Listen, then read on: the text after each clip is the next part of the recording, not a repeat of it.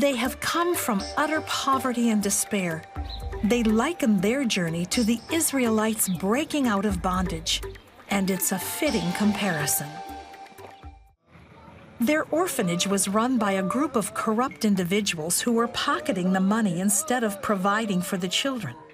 The orphans were eating stale and moldy food, had no uniforms to go to school, and were always fearful of the drunken night guard who would hit them. All this combined with their own issues of childhood abandonment and loss. Eric's father died when he was 3. A year later, his mother committed suicide. Alice lost her father at age 3. That's when her mother started beating her. Eunice's parents died when she was 4 and 9. She was passed between relatives, but nobody seemed to have the money to care for her. I felt like I was nothing, and even when I see other children, I saw them better than me. Eunice remembers she wished then that she had never been born. Eric's aunt used to beat him because she didn't want him in their home. One day she dropped him at the orphanage. Understandably, he had a lot of anger inside. At that time, I wanted to be a police officer, to beat people thoroughly. I thought of being a teacher so that I can beat up children the way my mom used to beat me. Alice lived with beatings for 8 years before social workers brought her to the orphanage. But conditions there weren't much better, and she planned to run away.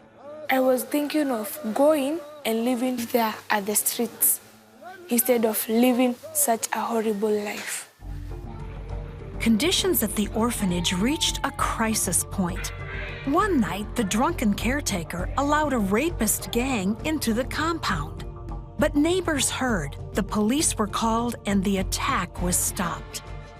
Without any knowledge of the ongoing abuse and neglect, members of a local church came to visit. When they saw the extent of the need, they reached out with food, clothing, and encouragement. In a very unusual decision, authorities asked the church to take over the orphanage.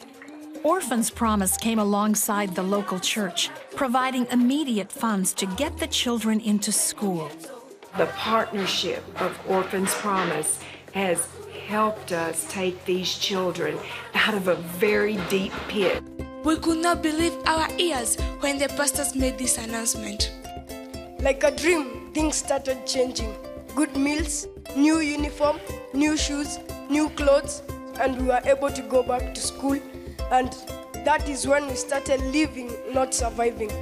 And freedom came at last.